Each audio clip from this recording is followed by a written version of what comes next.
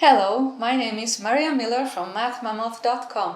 In this video we're going to study multiplying integers. Now my opening problem, 4 times negative 3. You can think of it as 4 groups of negative 3. The answer is obvious, it's going to be negative 12, right? And over here, 2 times negative 7. Again, you can think of 2 groups of negative 7. So you have negative 7 plus negative 7. It's going to be negative 14. Now what about this one? Negative 5 times 6. Multiplication is commutative. You can change this to be 6 times negative 5. So you can still think of it as 6 groups of negative 5. And so again, it's going to be just lots and lots of negatives, right? Negative 30. So, with these problems also, what you can do simply is just multiply 5 times 300 and then give your answer as negative, because it is like 5 groups of 300 negatives. Or this one is like 3 groups of 40 negatives. The answer is negative, but to find how much, just multiply the plain numbers or the absolute values. 5 times 300, 1500, but it's negative. Or here, negative 120. So that's all simple and easy, but what about if you have 2 negative numbers to multiply? Now this question did baffle even mathematicians hundreds of years ago. They weren't sure of the answer.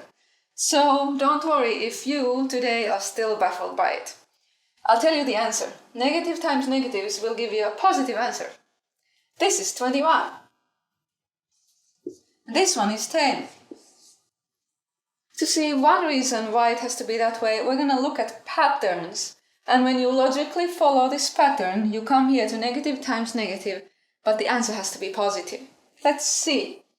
3 times negative 7. Now this is like what we had here, right? 3 groups of negative 7, so the answer is negative. Now we have some less negatives, only 2 groups of negative 7, so we get negative 14. And then 1 group of negative 7 is just negative 7. And then 0 times any number would be 0, right? And now let's look at the pattern here. What happens in each step as you go from here to here, from here to here, from here to here? Your answers are getting less negative. In other words, your answers are moving towards the positives on the number line. The difference here is you're always adding 7 when you go this way. And so logically speaking, when we follow the pattern, then this has to be 7. We add 7, and then we get 14, 21, and 28. Okay, if you still don't believe it, let's look at this pattern. It's the same kind, but still. 3 times negative 5 is 3 groups of negative 5, so we get negative 15. Or 2 groups of negative 5 would be negative 10, and then 1 times negative 5 would be negative 5, and then 0 times 0. Now over here, what's happening in each step? You are adding 5. So to logically continue this pattern, the next step, the answer has to be 5.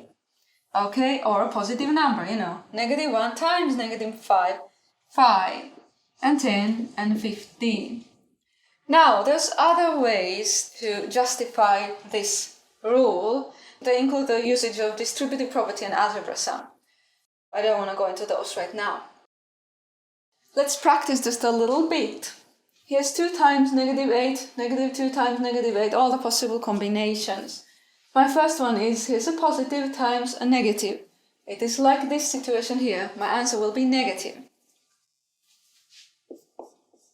Over here I have the negative times negative, so I get the positive answer.